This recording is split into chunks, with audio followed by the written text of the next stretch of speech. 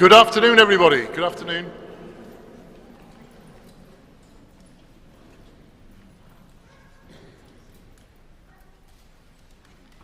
This is quite an informal occasion in the cathedral, though a very important one. My name's Alan Bashforth. I work here. I'm the Canon Chancellor, and I'll be leading us through in a moment this candle lighting service. But first of all, a very warm welcome, as we like to say in this place, to your cathedral. This building in no sense belongs to me. It belongs really to the people of Cornwall. And we work here continually in this place with the notion that, yes, we are a sacred space of a particular tradition, but we are also common ground where people come for all sorts of reasons, and in that coming express something about our common humanity. And I think the expression of our common humanity is really part of what we are about as we come to this place today.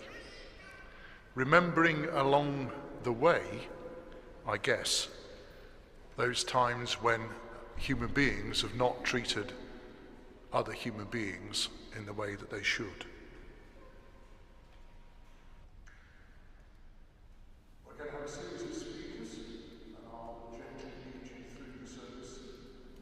Eventually, a number of candles will be lit, and those candles are lit, in a sense, in recognition of those people who have faced persecution and exclusion in their lives for all sorts of different reasons.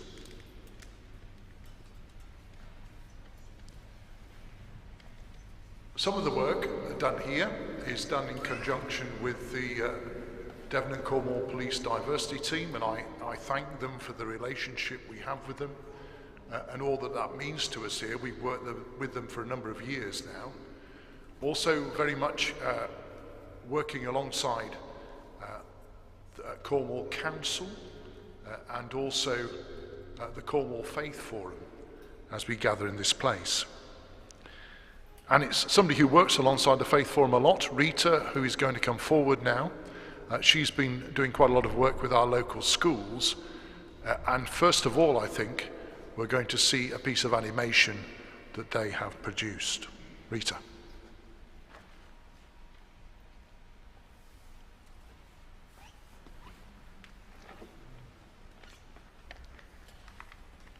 Thank you, Alan. Welcome, everyone. My name is Rita Stephen, and I'm part of Cornwall Faith Forum. And Cornwall Faith Forum brings together people for peace from the Baha'i, Buddhist, Christian, Hindu, Jewish, Muslim, and pagan communities in Cornwall, as well as everyone else who wants to work for peace. And the theme for Holocaust Memorial Day today is ordinary people. Ordinary people who were murdered, ordinary people who were perpetrators, bystanders, and ordinary people who tried to make a difference. In every genocide, the ordinary people who are murdered have very limited choices. The perpetrators do have choices. And also, all the surrounding ordinary people have choices. I feel very, very honored to introduce to you the following video, and you will see Cynthia. Cynthia lives in Cornwall and is part of Kehillat Kerno, the Jewish community in Cornwall. And she will tell us what happened to her uncle Joseph. Cynthia cannot be with us today, unfortunately. She's in Sydney, in Australia, where she's spending time with the second cousin of her mother, who is 96 and is also a Holocaust survivor. And Cynthia will be attending a Holocaust Memorial Day service in Sydney. And she's asked me to send you all her best wishes.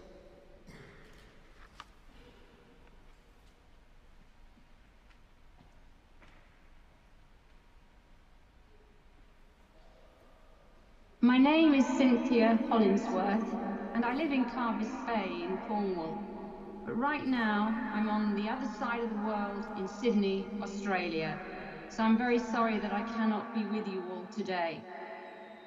I'm a member of Kehilat Kurno, the Jewish community of Cornwall, and I'm privileged to be involved with Holocaust education for local schools, working with Cornwall Faith Forum, Falmouth University, and Sacre.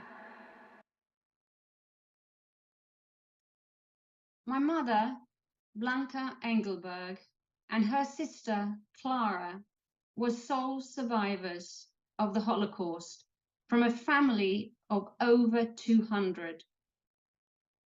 There are very few Holocaust survivors left to tell what really happened. And at the same time, there are people who deny the Holocaust ever happened. We can see that racial hatred, persecution, torture, and brutality still take place, such as in the recent genocides in Cambodia, in Rwanda, Bosnia, and Darfur, and the human rights abuses committed by the government of China against the Uyghur Muslims. And of course, over the last year, the events in Ukraine, very close to home. As second generation, I feel I have an enormous responsibility, not only to bear witness to the Holocaust, but also to be an upstander when I see racial hatred and genocide. I truly believe that it is through education that we can combat hatred, and that by sharing my mother's story, we can learn valuable lessons of resilience, compassion, tolerance, and respect to prevent anything like the Holocaust ever happening again. The theme for this year's Holocaust Memorial Day is ordinary people. Victims of genocide were and are ordinary people in communities. They simply have an aspect of their identity that the perpetrators do not like, and that makes them targets for persecution. Today, I would like to talk specifically about my mother's brother, Josef, my uncle, who was an ordinary person who was murdered for being Jewish. These are photographs of my uncle, Josef, taken by the SS, and they are amongst the few photographs that still exist today. Josef was just 31 years old when he was arrested, imprisoned, and taken to Auschwitz. Josef was murdered in Auschwitz within 1 month of his arrival. He was just 31 years old. Subsequent to his murder, my maternal grandmother received a letter informing her that her son Josef had died of natural causes and that she could obtain his ashes for 5 zloty. I managed to obtain a list of deaths at Auschwitz camp on 18th of March 1942, the very date when my uncle Josef was murdered. This page is just an extract of the list of those inmates who were murdered at Auschwitz on 18th of March 1942, and my uncle Josef is number 47 on that list, Josef Engelberg. I've also managed to obtain a copy of Uncle Josef's death certificate issued at Auschwitz. Unbelievable. This shows the cause of death as heart failure, cardiac failure. There are 3 names, 3 SS officers on this death certificate from Auschwitz. And I'd like to share some information that I found out about these 3.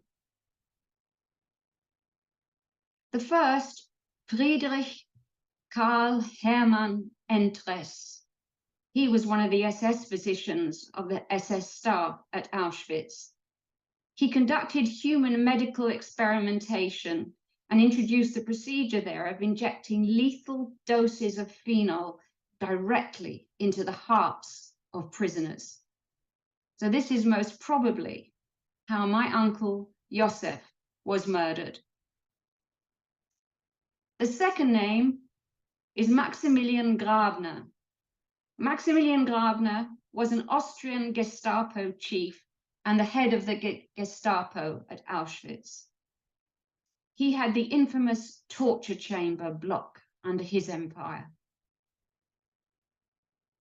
The third name on the death certificate is Walter Konrad Quackenach. He was a German Oberschaftführer in the SS during the Nazi era. I can tell you that these three officers, Entres, Grabner, and Quackenach, were all tried after World War II and executed for their crimes against humanity. It was ordinary people who let the genocide happen. Ordinary people perpetrated genocide, actively perpetrated genocide. And ordinary people were persecuted, tortured, and murdered. My uncle Josef, my mother's brother, was an ordinary person who had an aspect of his identity that the Nazis didn't like, and that made him a target for persecution. The theme of Holocaust Memorial Day this year highlights that ordinary people let genocide happen. Ordinary people actively perpetrated genocide, and ordinary people were persecuted. But ordinary people, such as ourselves, can perhaps play a bigger part than we might imagine in challenging prejudice today. This year's theme prompts us to consider how we, as ordinary people, can perhaps play a bigger part than we can possibly imagine in challenging prejudice and hatred which still exists today. And that is my message for us all. Thank you.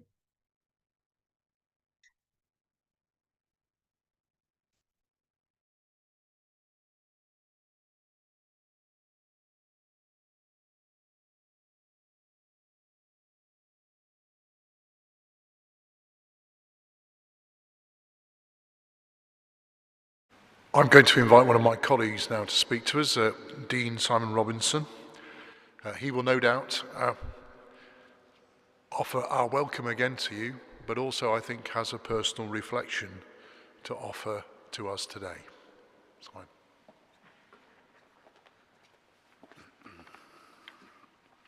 Welcome. If I can echo Alan's welcome to you into this great space, which, as Alan has already said, belongs to the whole peoples of Cornwall. I have spent time with two communities of peoples who have survived genocide. I spent time with a large group of Rwandans in a settlement in Zambia. And then in 2019, I spent time in Bosnia amongst the community in Srebrenica. I'm going to share a little of the experience in Bosnia with you. The war in Bosnia is well documented, and I don't intend to go into that. Instead, I want to focus on a number of life-changing encounters. The first I call the bones of a child. Before I say what I say, I just want to warn you that what I share is grim and graphic. It is the lived experience of many communities. It wasn't so much the rows of plastic sealed bags on shelves from floor to ceiling containing clothes of unnamed individuals, nor indeed the boxes of bones with words written on them that I could not understand. It was the smell. Death has a smell. I've smelt it before. I've sat with an old parishioner as she died, but this was different. It was a smell, an odor, an aroma that could be seen in the haunted and the haunting eyes of the man who spoke to us of the work of the project, the work in identifying the remains, brutalized and scattered remains of men and boys, nameless until, and hopefully, matched by DNA to mother or wife or sister. This smell compacted by my realizing that the bones set out on the metal tray, set out as if a holiday jigsaw ready to be pieced together with the usual missing bits, were not those of an adult, but those of a small child. A beloved life brutally turned into a jigsaw on a metal tray. Finding that child meant searching in more than one place. The murdered bodies of 8,000 men and boys were dismembered. Then their initial mass graves were reopened, body parts scattered over kilometers in an attempt by the murderers to hide evidence and thwart identification. And in all of this, there are waiting mothers, wives, sisters, daughters, and girlfriends, waiting for the impossibility of hope found in the shattered shards of the bones of husbands and sons. From there, I went to meet the mothers of Srebrenica, and I met 4 extraordinary women, and I share with you some of their words.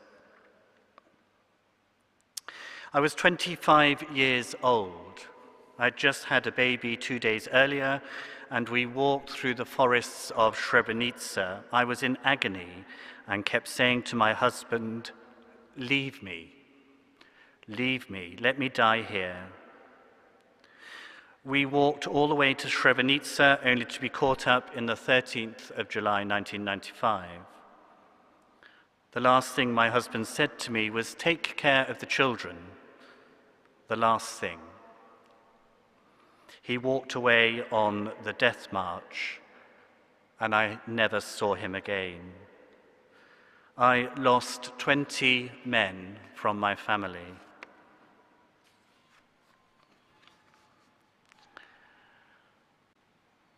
I was 27. The police arrived at my house, and I was accused of killing thousands of my neighbors. It was hell. We came to Srebrenica. I lost my husband and 22 male members of my family.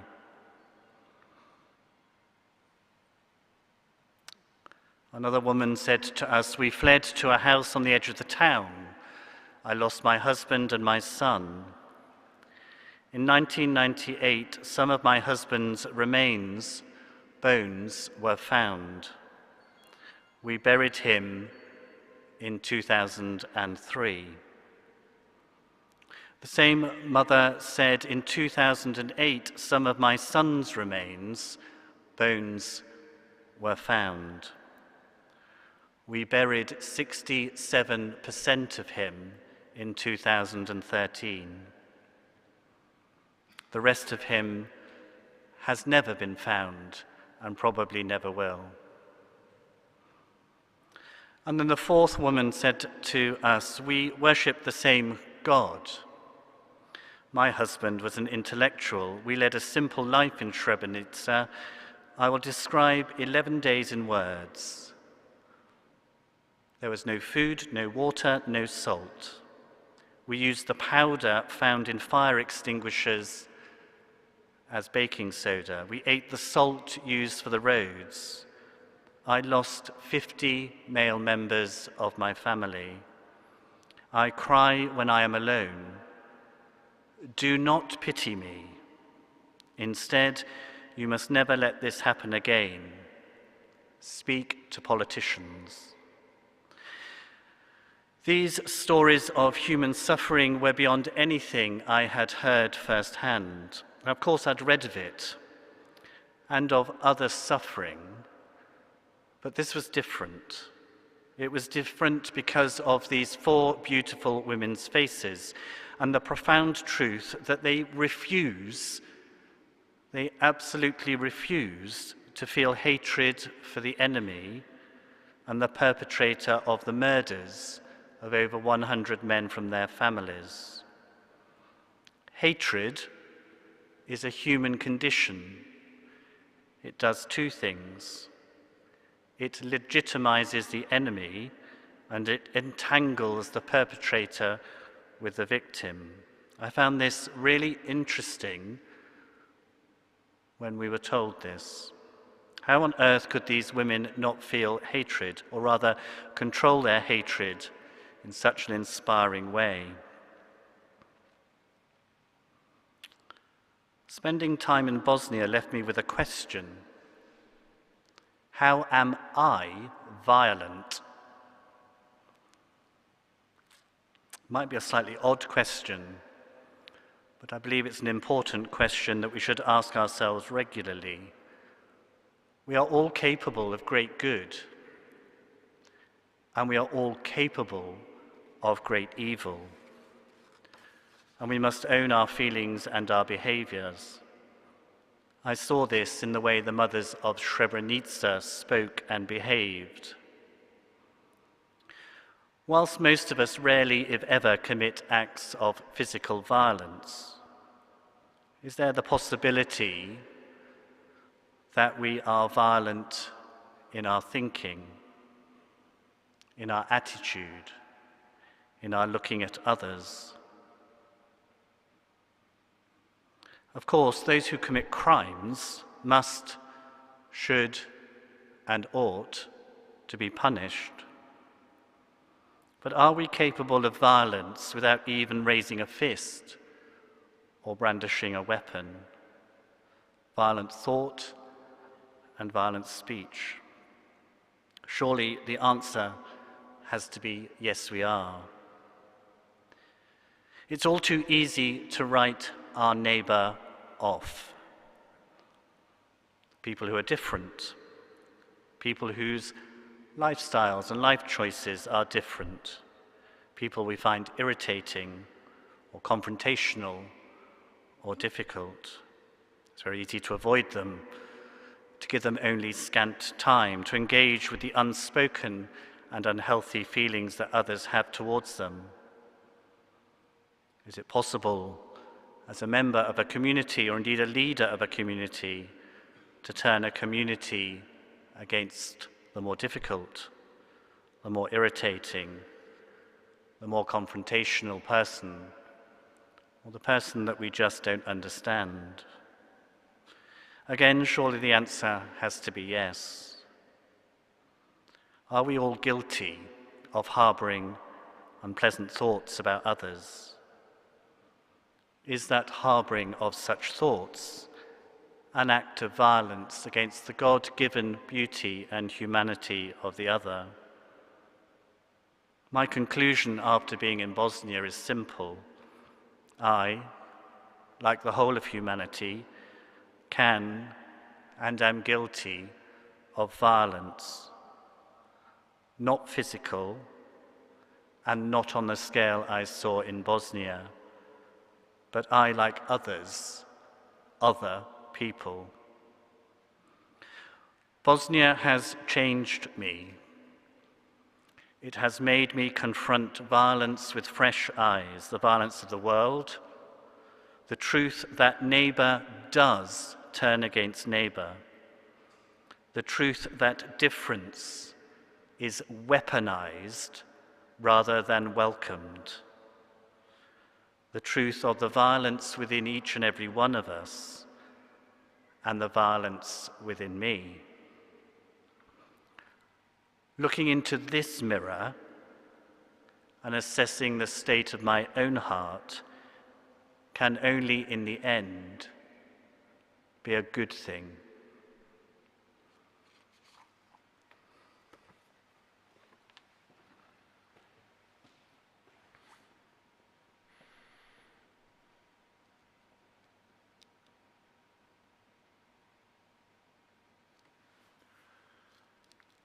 Thank you, Simon. Our lives are supported often in this place and across our county by our Lord Lieutenant, Colonel Edward Belitho, and I'm going to ask him now to come forward and offer a few words. Thank you.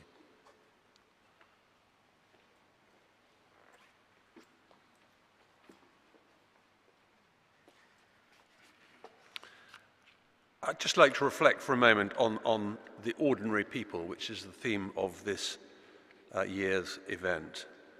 Because, of course, we are all ordinary people. And as ordinary people, we can be affected by the horrors that happen around the world, whether as victims, as bystanders, or even as perpetrators, as Cynthia and Simon have so graphically illustrated just now. We are incredibly lucky. We live in a tolerant, stable democracy, a constitutional monarchy that has avoided the horrors of genocide for a very long time. But equally, there is no room for complacency. Even here, things like social media make it so easier to pander to our basest prejudices, make it so easy for small groups to stir up hatred and to seek to fracture our society. The answer, and I'm speaking to the converted here, I know, lies in open-mindedness, in tolerance, in seeking to understand views of others, even if you disagree with them. Very easy to say, much harder to do. The answer, I really believe, lies in strong communities, reaching out to everyone in them, whoever they may be. Indeed, one of the aims of the coronation of His Majesty the King this May is to reflect the modern, diverse, multi-faith country in which we live and to promote community. So I very much hope that it will give us another spur to come together in our communities and celebrate everyone within them, as we did last year in the Jubilee and the celebrations and the commemoration of Her Majesty the late Queen. Because it's vital that we play our part in strengthening our communities, because the alternative, as Holocaust Day so vividly reminds us, is unutterably vile. Thank you to all concerned for organising this important occasion.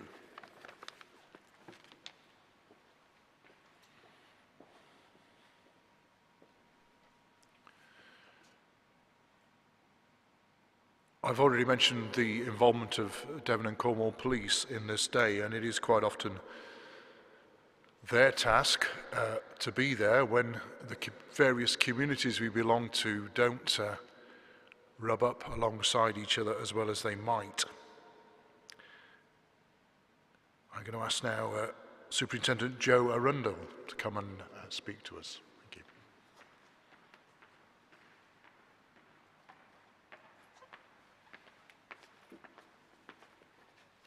Thank you. Eleanor Roosevelt, when asked, "How can we measure the progress in human rights?" answered, "Where, after all, do universal human rights begin? In small places, close to home, so close and so small they cannot be seen on any maps of the world." Eleanor played a key role in Resolution 217 of the United Nations General Assembly, the common standard for all peoples and all nations. On the 10th of December 1948, world leaders met in Paris to sign a universal Declaration of Human Rights, stating, "All human beings are born free and equal in dignity and rights. They are endowed with reason and conscience and should act towards one another in a spirit of brotherhood." What does it say about humanity and its journey that it was felt necessary for these words to be written and spoken out loud? Its journey to formation should not be forgotten. It also states, everyone is entitled to all the rights and freedoms without distinction of any kind, such as race, colour, sex, language, religion, political or other opinion, national or social origin, property, birth or other status, and everyone has a right to life. Between February and March 1933, the then German government enacted 3 pieces of legislation: Decree for the Protection of the People of the State, Guidelines for Preventative Police Action Against Crime, Law to Remedy the Distress of the People and the Reich. These laws were intended to limit an individual's liberty, their ability to meet and associate with others, express their opinions, and the press was forbidden from reporting other than the state's message. These laws were aimed at those who the German government at the time considered held views contrary to the ruling party, political or otherwise. The subsequent Human Rights Declaration states, "No one shall be subjected to arbitrary arrest, detention or exile." In 1933, these laws were used to remove all Jews from their roles across the criminal justice system: clerks, lawyers, researchers, judges, jurors. Jews were not considered reliable witnesses, and crimes committed against Jews were thrown out as having no victim. The law for the restoration of the professional civil service in April 1933 ordered that Jews were no longer allowed to work in the civil service. All Jewish teachers and university staff were dismissed. The Human Rights Declaration stated, "Everyone has a right to work, to free choice of employment, to just and favourable conditions of work, and to the protections against unemployment." This was followed later in the same month with a law against overcrowding in schools and universities, which limited the number of Jewish children and young people in German schools to a maximum of 1.5% of the total intake. 4 months after the hereditary farm law was passed, banning Jews from owning and running farms. The Human Rights Declaration states, "Everyone has the right to own property alone as well as in association with others, and no one shall be arbitrarily deprived of their property." The Nuremberg laws passed in September 1935 stripped citizenship from the Jews on the basis of them being a racial group, irrespective of their religious practice.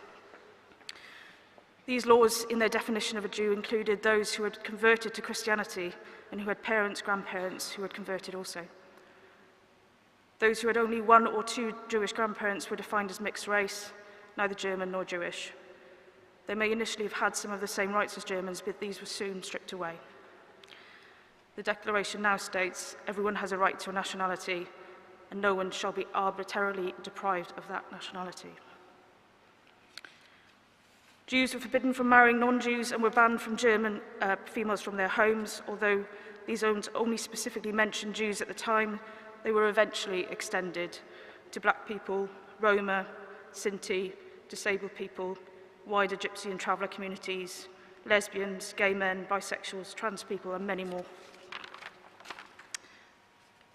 The Human Rights Declaration states all are equal before the law and are entitled without any discrimination to equal protection from the law.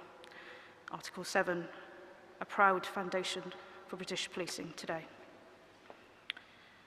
Not surprisingly, there was a large increase in the number of Jews that were classed as non-German attempting to emigrate from Germany in the 1930s. Those attempting to emigrate often found it difficult to get visas, many of whom had low quotas for immigration. International conferences called to discuss the growing refugee problem met in France. All 32 countries representing at the conference agreed there was a problem, and the Jewish refugee problem, and expressed sympathy for those that were being persecuted. Few at the time offered to extend their quotas. The Evian conference made it clear to the Nazis that although other countries didn't approve of the persecution of the Jews, they would not at that time actively take steps against it. In the UK, in response, the Quaker and Jewish communities secured visas for 10,000 unaccompanied child refugees in a scheme known as the Kinder Transport. This was financed by ordinary people. It is important to recognise ordinary people were subject to oppression, violence and fear, perpetrators, bystanders and victims. Ordinary people witnessed these changes. They saw Jews getting fired from their jobs. They observed Jews being marched between villages, towns and across national borders. Some ordinary people did not question what they were told in the media. Many did, but dare not say so. Some ordinary people did not question when they were told not to buy from Jewish shops. Many did, but dared not to in public. Some ordinary people did not question what they were told about the Jews, black people, Roma, Sinti. Many did, but only in private. Many ordinary people remained silent, and those that didn't were punished. Some ordinary people did not listen to the words, did not accept what was printed, did not follow what they were told. Some ordinary people did not turn their backs. They shared their food, they hid Jews in their homes, they helped Jews escape, and they stood alongside and bore witness. These ordinary people embodied Eleanor Roosevelt's "Where do universal human rights begin?", which she defined as those small places close to home, so close and so small they cannot be seen in any maps of the world. All of us are ordinary people, and we should ask ourselves, what is our role? We get to decide, each of us, what we will do. To those with human rights, we should never be content until we have secured them for all. To those who continue to be denied respect and dignity, we should never be silent. And to those who think they cannot make a difference, they should believe they can. I return to the initial Article 1. All human beings are born free and equal in dignity and rights. They are endowed with reason and conscience and should act towards one another in a spirit of brotherhood, in small acts, in small places, close to home, by ordinary people.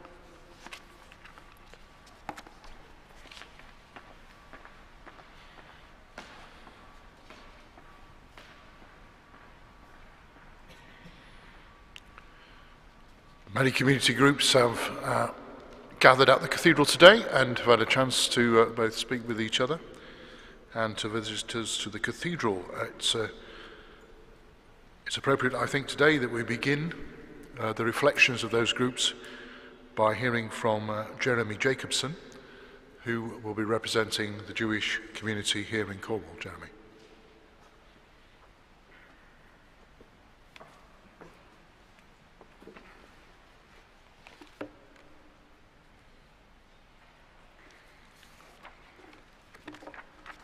I wish to continue with the theme of ordinary people.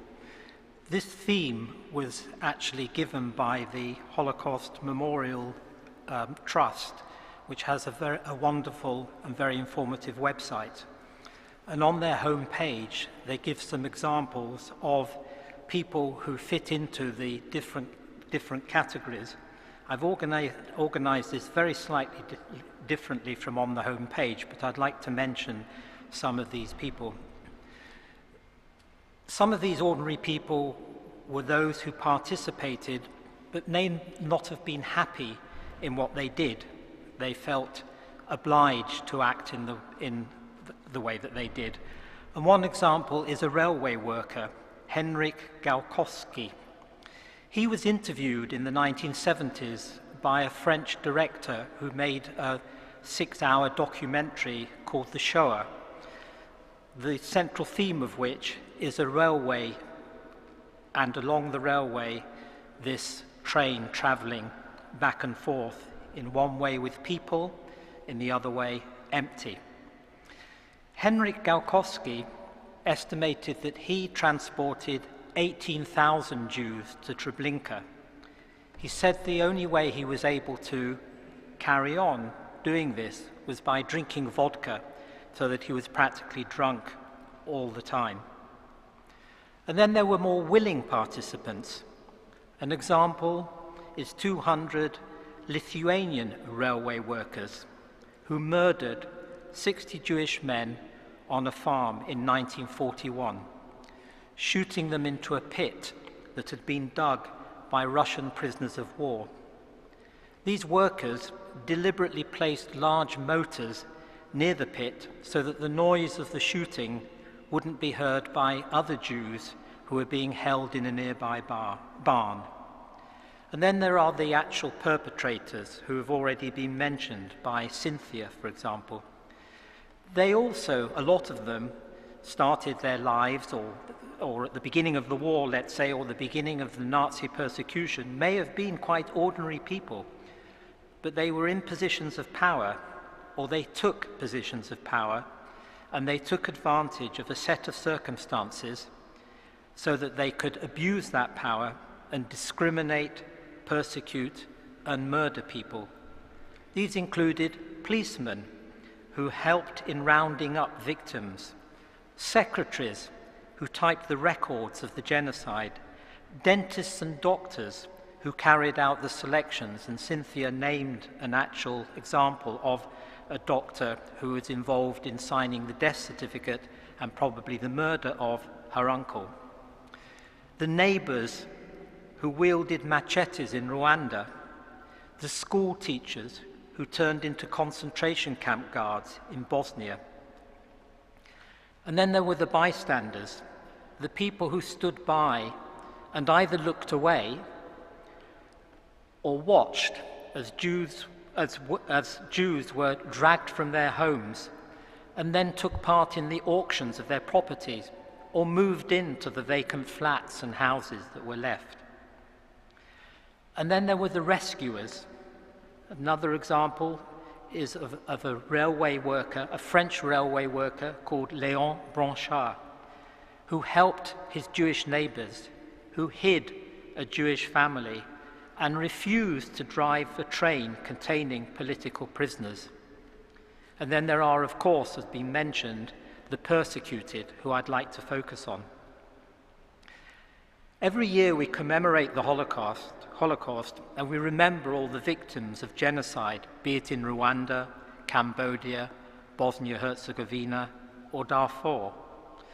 But there is a risk in this commemoration of seeing these people only as victims, as if somehow they came into existence as victims.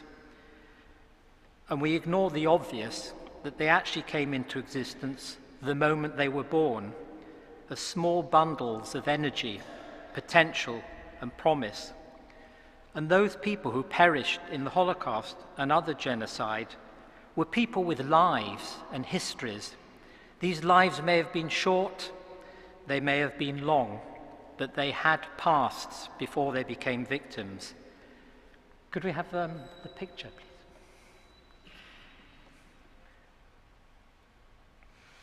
I'm hoping that a slide will come up in a moment on the screen.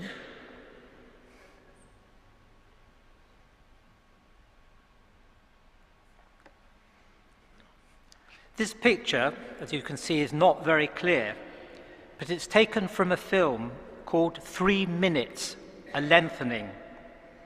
And it's based on a 3-minute home video taken by an American called David Kurtz, who visited the Polish town of Nasielk in 1938. I counted the people in this picture as far as I could, and I estimated there were around 25. If you look, you can see there are children, there are teenagers, and there are people adults of different ages. If you look at their faces, you can see they're all smiling. They're happy to be involved in this video.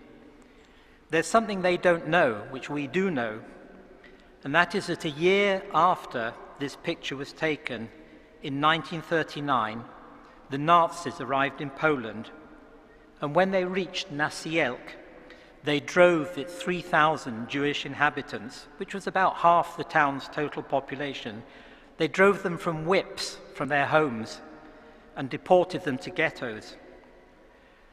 The vast majority were later murdered in Treblinka, with only about 80 surviving. I calculated that's about 1 in 38. And I'm wondering, given that this picture has 25 people in it, whether there may have been one individual perhaps in this photograph who survived.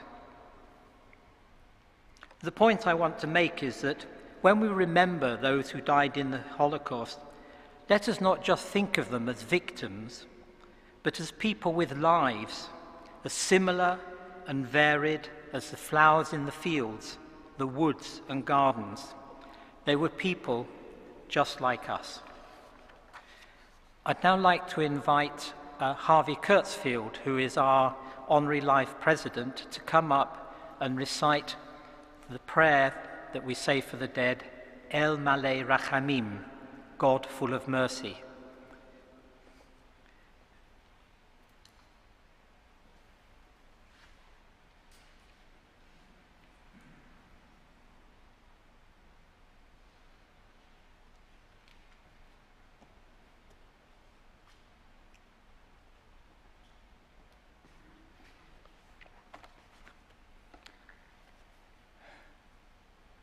El Malei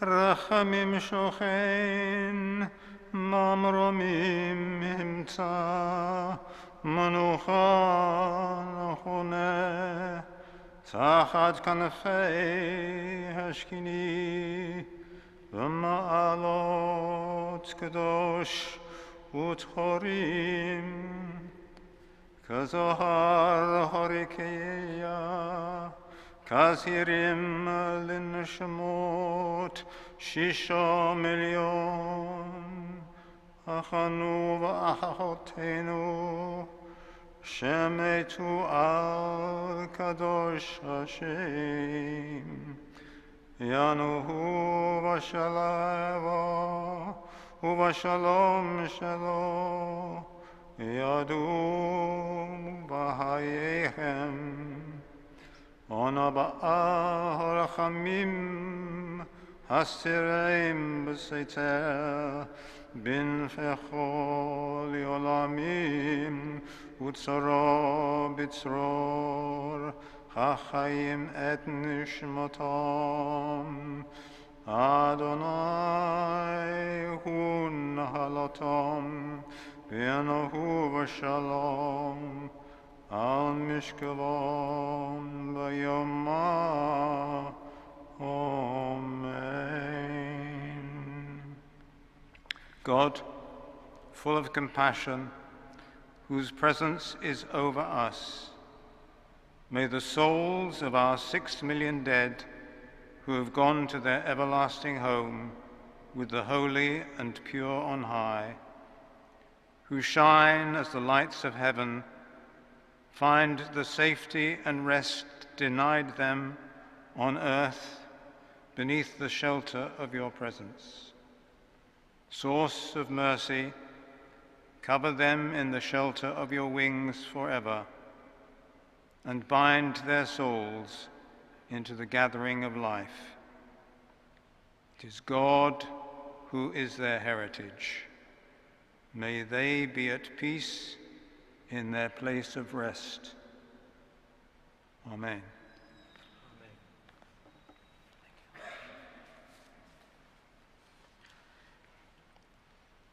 It is a tradition in Judaism that a year after the death of a family member, we light a candle called a yahrzeit candle. These candles are designed to last for 24 or 25 hours. And in the same way, when we commemorate the Holocaust, we light 6 yahrzeit candles, one for each million Jews who died in the Holocaust. So we are going to light 6 candles, and I'd like to ask my wife to come up and help. These particular candles are part of a special project called the Yellow Candle Project. And some research was done to try to identify hundreds of thousands of victims and to give them a name and give that name to each candle. So each candle represents one individual, a life lost, and also 1 million lives lost. I'm going to read the names and the brief facts. I'll probably mispronounce most of the names, but I will try. The first candle is for Jutka Svatschwichan from Sonowiec, Poland, who died in Auschwitz, 1943, aged 54. The second candle is for Fadzia Safran from Radzymin, Poland, who was murdered in her hometown of Radzymin in 1943, aged 53. The third candle is for Fejie Luri, who is from Latvia, we don't know exactly where, but was murdered in the capital Riga in 1941, aged 71. The next candle is for Jacques Mendel from Bosilsawiec, Germany, murdered in Chelmno, 1942, age 54. The next candle is for Georgi Oberlander from Miskolc in Hungary, murdered in Birkenau, 1944, aged 1. And the last candle is for Maurice Fenichel from Berlin, who was murdered in Auschwitz in 1941, aged 38.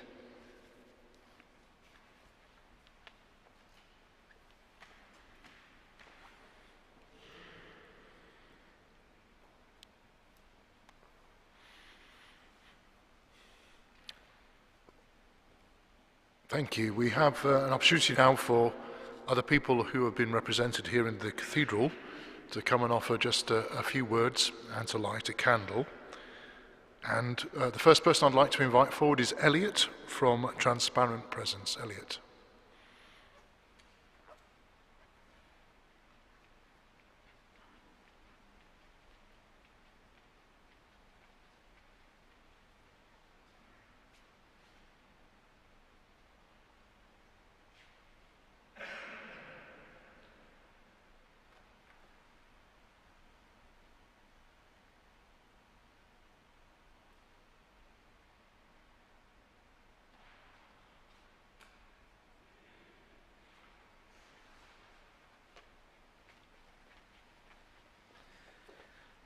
Good afternoon, everyone. It's an absolute pleasure to be welcomed here today. And I'm representing Transparent Presence, CIC, which is a community interest company supporting gender diverse, transgender and non-binary people in Cornwall. We come together on this day to consider how ordinary people can challenge prejudice in all its forms. Transparent Presence, CIC's hope is that we can learn from the past, accepting that ordinary people were the victims, the witnesses, and the perpetrators. May all ordinary people today do something extraordinary and help to create a hate-free world. Thank you.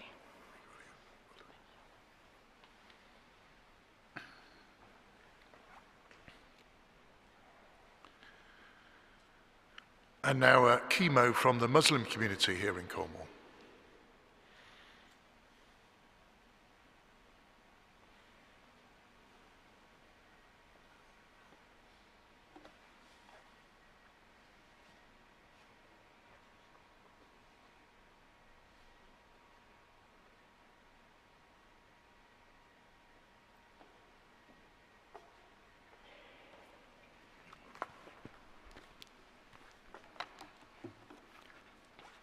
Assalamu alaikum. May peace and blessings of Allah be with you all. How many must die before we learn? Today we are here to commemorate the Holocaust Day.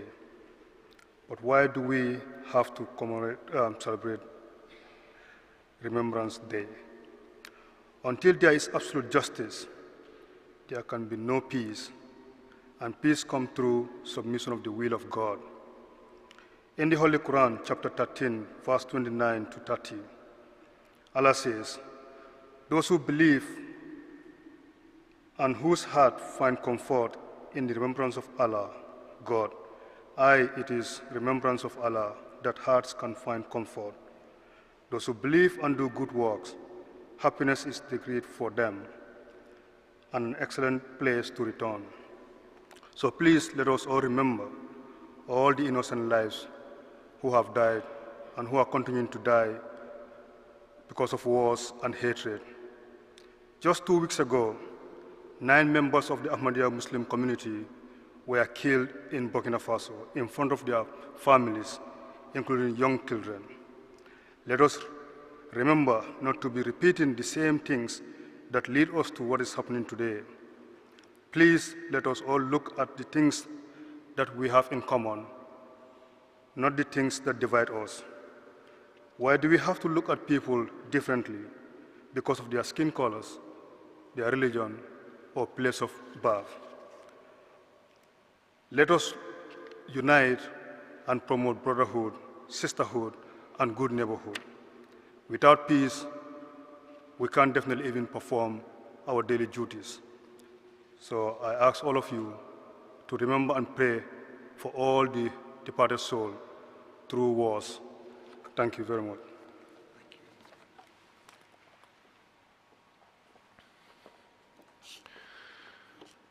Part of my life here is to be ever adaptable. So a change to the published programme, I think, is what I'm about to say to you. We have some young people here from Mousel School who want to tell you about a project that they're about to engage in, but they have to leave in a moment or two. So I'm going to ask them to come forward now, and then we'll return to the candle lighting service. I'm also hoping that my person doing technology will come up with their slides in the background. Thank you.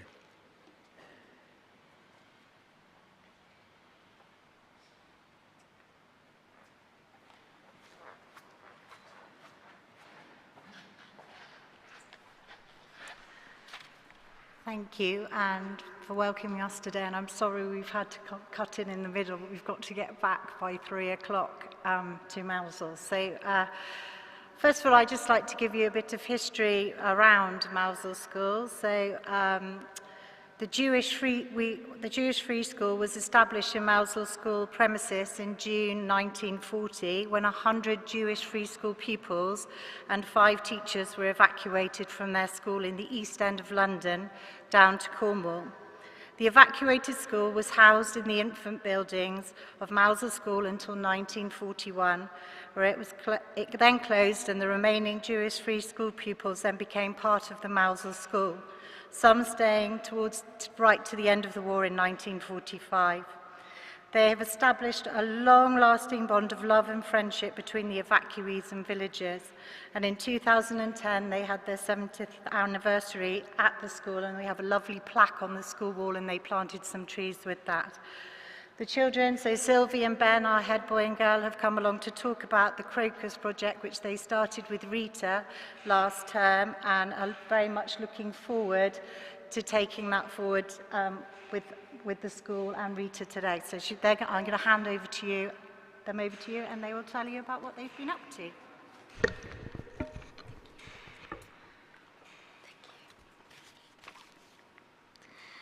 About 100 Jews came to Mousel for safety as refugees running from Hitler and the Holocaust.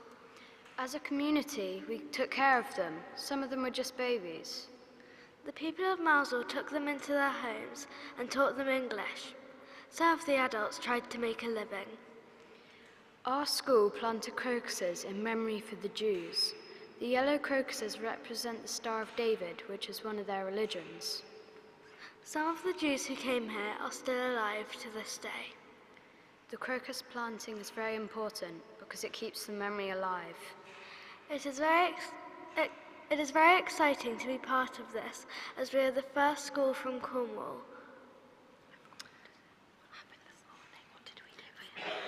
And before we came here, we all went to see the crocuses and how they were doing, and some of them had started to sprout.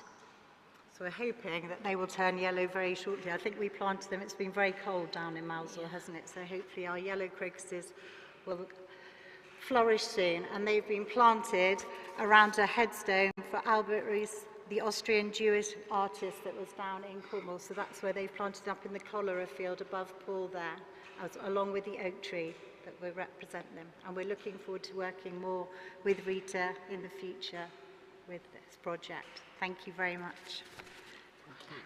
Thank you.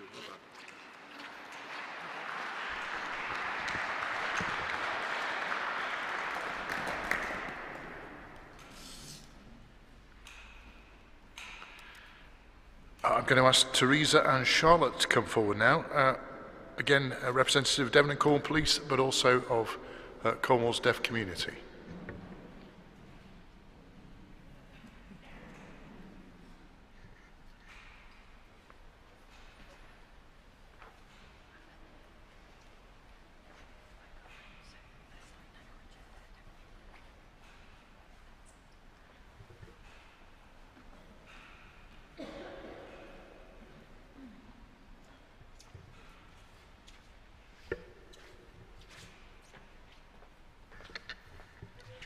Thank you. I'm Teresa Berridge, and I'm the Equality and Diversity Officer for Devon and Cornwall Police. And I'll let Charlotte introduce herself. I'm Charlotte. I'm from the Deaf Academy, and I'm representing the whole of the Southwest on behalf of all the deaf and disabled people in the Southwest. So I've got a simple message that I want to say. And just to remind us all, it's everyone's responsibility to stand up together and challenge hate. Thank you. And I want to say that everyone in the community is all a part of this as a group. So we say thank you to everyone who fought in wars and through the Holocaust when everything was not nice for them, so we say our prayers to them. Thank you.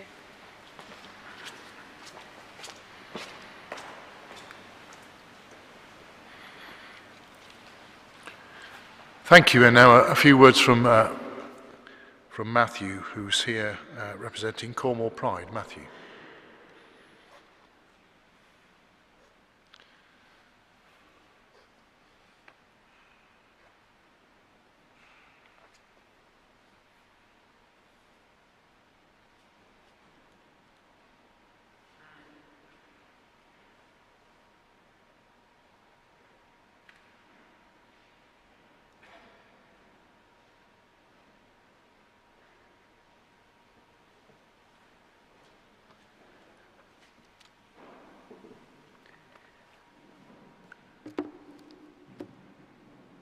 I suppose a thank you to Truro Cathedral and the diversity team for the invite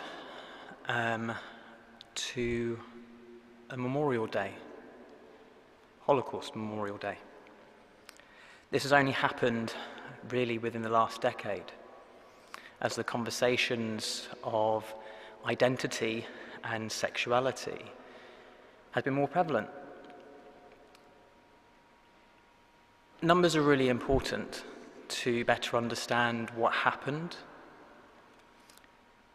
but all those numbers are, as we've already heard, individual people. Sons, daughters, wives, husbands, cousins, grandmothers, nephews, nieces, families, friends. But those numbers are important, but recognize that every one within that number is a connection potentially with the rest of the world. So those identities are really important to express and talk about. So I'm going to read them. So when we talk about victims, it's that person's faith or identity, and then the numbers that were taken away from us. So the Jewish community, 6 million people. Ethnic Poles, 3 million people. Ukrainian Slavs, 3 million people. Soviet POWs, 3 million people. Belarusian Slavs, 1.5 million people. Serbs, 600,000. People who are disabled, 270,000. Romani, up to 500,000. Freemasons, 200,000. Slovenes, 25,000. Homosexuals, 15,000. Jehovah's Witnesses, 5,000. And Spanish Republicans, 7,000. We talk about the media, and we've heard the extremists that can lie within social media. That thankfulness of the internet for us to be able to have a memory, a documented memory, which is equally and equitably shared across the entire world, for us to remember those numbers. Those 15,000 people that were homosexuals that died within the genocides, many people may not know that when Auschwitz and the other concentration camps were liberated, the gay men that were left in those concentration camps, many were not liberated. They were documented as gay men and would go back into prison in the countries that they were from.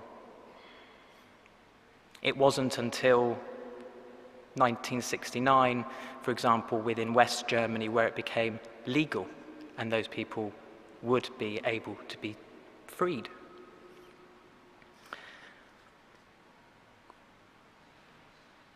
I'm really thankful that I live in Cornwall.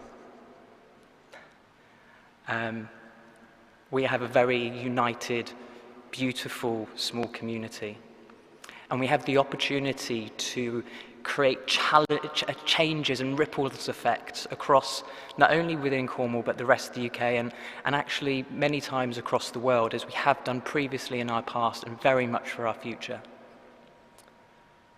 So I just want to read a poem, or a statement from a good friend, a volunteer of Cornwall Pride.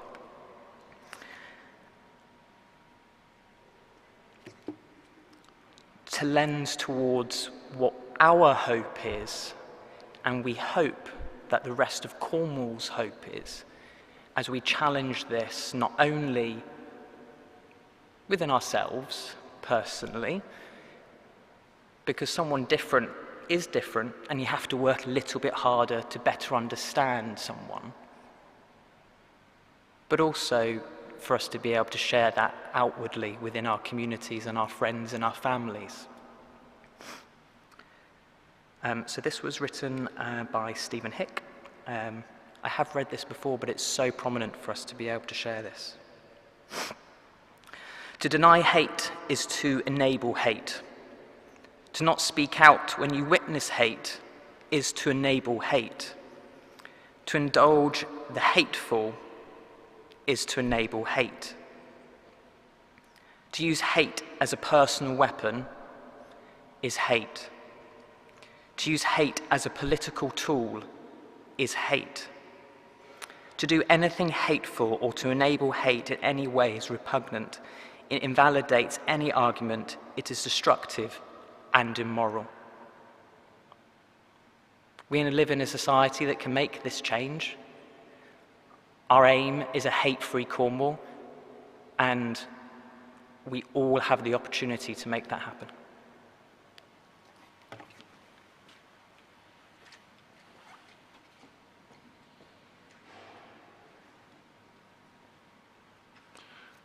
Now, Joy T. Brown from Black Voices in Cornwall. Joy T.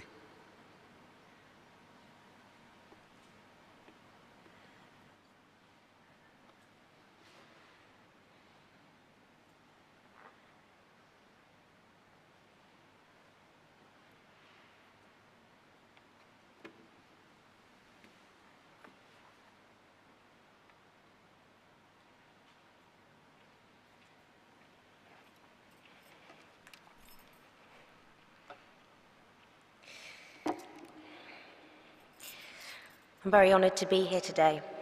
I'm here on behalf of Black Voices Cornwall. We work to raise the voices of ethnically diverse people and to fight against racism.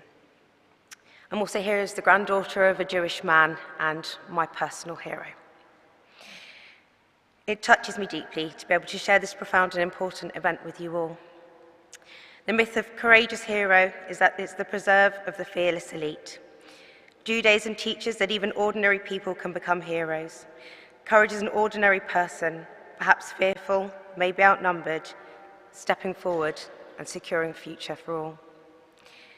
The story of Jacob teaches about the courage of the ordinary man, of the efforts of good people that good people will go to ensure that goodness prevails. What is important is to rise to the occasion when the situation demands it. It is precisely this type of courage that has allowed the Jewish people and all those who experience racial trauma, violence, and prejudice to survive, rise, and thrive. Today we remember the horrors of the Holocaust. The memory of such catastrophic human tragedy should drive us in our ongoing efforts to build an ever more inclusive and tolerant society. I'd like to read a poem by Maya Angelou, which I feel is very fitting. Take the blinders from your vision. Take the padding from your ears. And confess you've heard me crying. And admit you've seen my tears. Hear the tempo so compelling. Hear the blood throb in my veins. Yes, my drums are beating nightly, and the rhythm never changes. Equality, and I will be free. Equality, and I will be free. Thank you for having us here.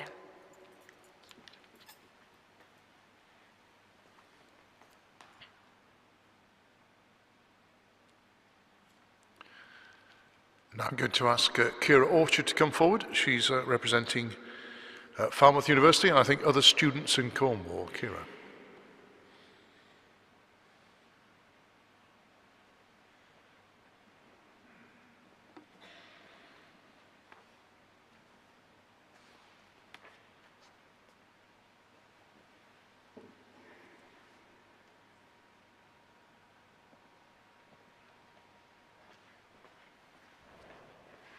It's an honour to be here today. I am here representing the students from Falmouth University and the University of Exeter Cornwall. I work in the Falmouth and Exeter Students' Union, and my job is to represent the student voice, and that includes students from different faith backgrounds, different racial backgrounds, and all around the world. And it's a great honour to be lighting a candle on behalf of our student community. So thank you.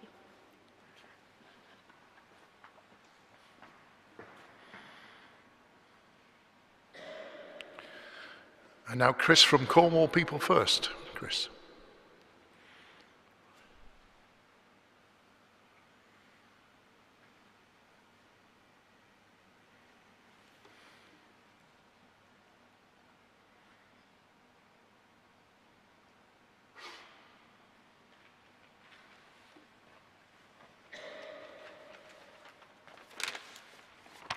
I've decided to read Do Not Ask by Abram Schalfeld.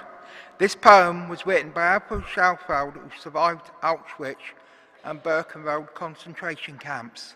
This poem has been published with the permission of Abram's wife Vera Schalfeld, whose poem I read last year. Abram sadly passed away in 2017. Do not ask how did you survive, because this is a question that causes me pain and brings back memories. I know that you mean well and are sympathetic and would like me to talk to your youth group or your son who is writing a paper on the Holocaust, and I could help him with the subject, which is part of his exams. You add with a smile that no amount of reading is the same as talking to a survivor. From your eager expressions, I can guess what you expect me to tell him. About our bravery and our faith in God helped us to survive. I lie and say I'm too busy, that I have other commitments, and quickly take my leave and turn away so that you cannot see the hurt in my eyes. Do not ask me why.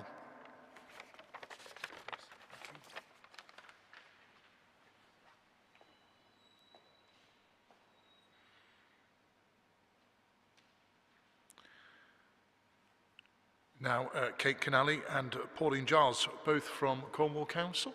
Are you here?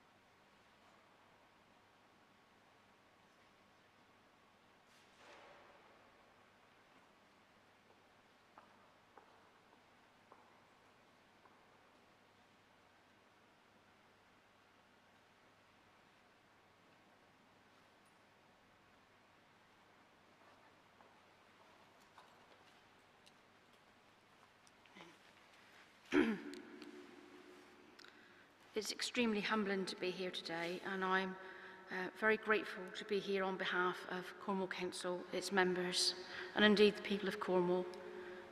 So many ordinary people from across the communities all over the world were affected by the Holocaust, and it's important to remember them all.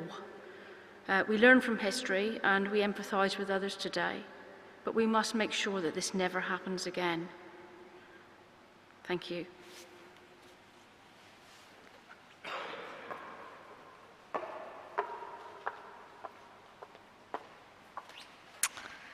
This morning, I was reading a book written in 1939.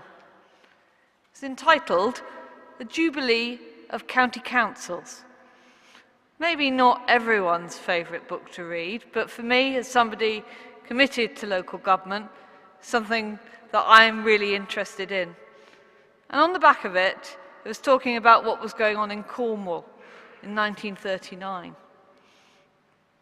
There was lots to celebrate, lots of good that public service can do, but there was one line that really shook me.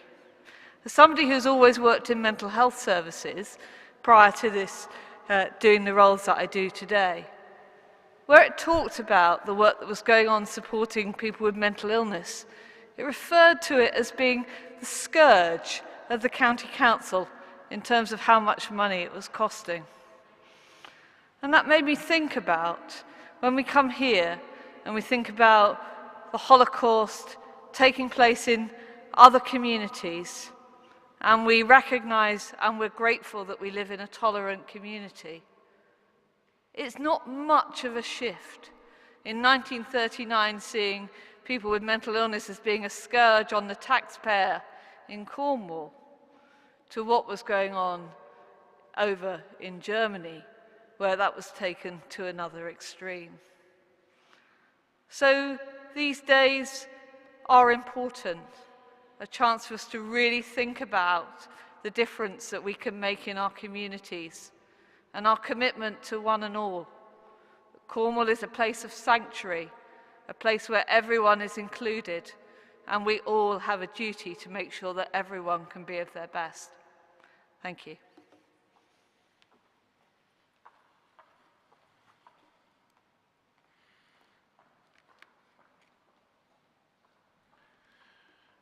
Lionel's going to just come forward and light a candle for our City Mayor, Steve Webb. So always nice to see Steve with us.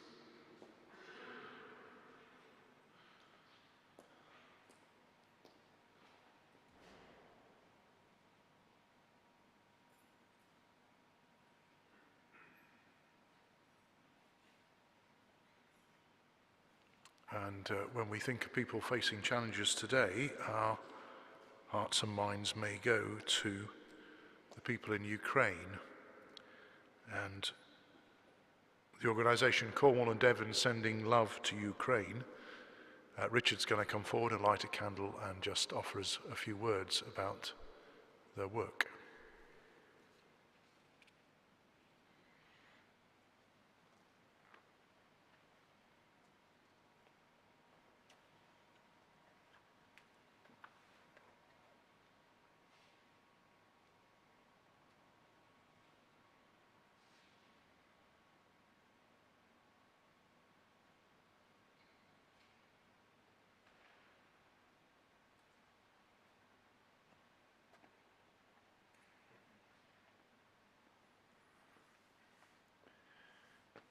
Sending love, Devon and Cornwall sending love to Ukraine is a modern day of ordinary people. It was the inspiration of one person when we saw the horrors of people escaping Ukraine on the train, scrambling to get out. The horrors of Baku in north of Kiev. And that inspiration was sent out on a Facebook message asking for aid in the thought that we'd send one truck with some aid, humanitarian aid. Within a few days, we had 9 truckloads of aid from a local community. Carrying on from that, since then, on about month or 6 weeks intervals, we have sent on average 9 or 10 trucks of aid, all gathered from local donations.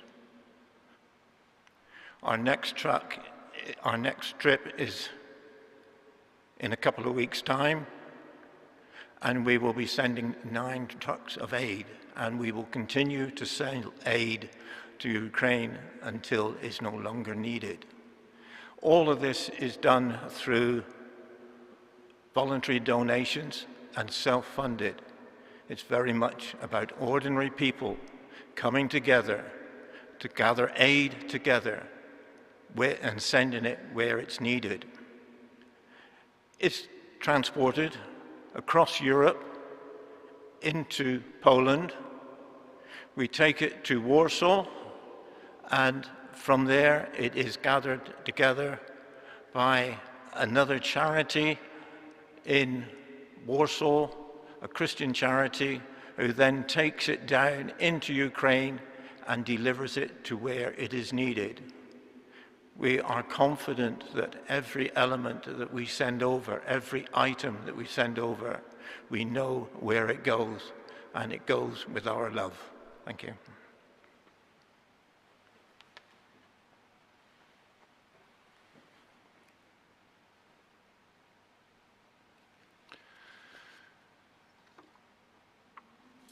Thank you. I'm just going to check for a second that there isn't another person out there that I've not called yet.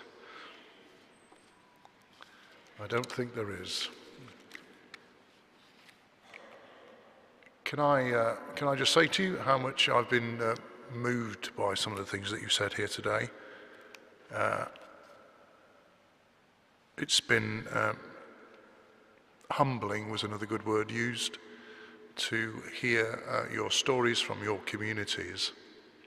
And we come together as people who live our lives in different ways, people who have different faith systems and belief systems in our lives. But I'm going to suggest that we end this day by standing, if you're able, and just spending a couple of minutes in silence to remember those victims of the genocide of the past.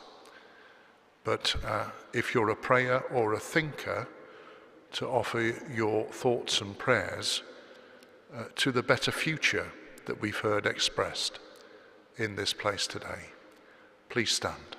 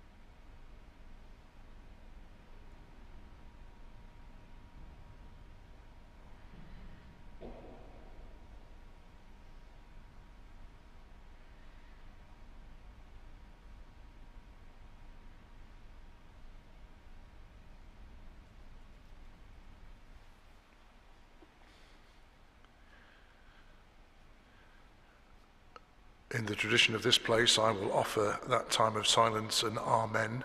I will thank you again for coming to this place. I'll tell you that you can get yourself a tea or a coffee over here and stay and chat with people a little longer, and also that the community groups here today still have their stalls, and there are still chances for us to make connections in this place as we hope together for a better world. Thank you.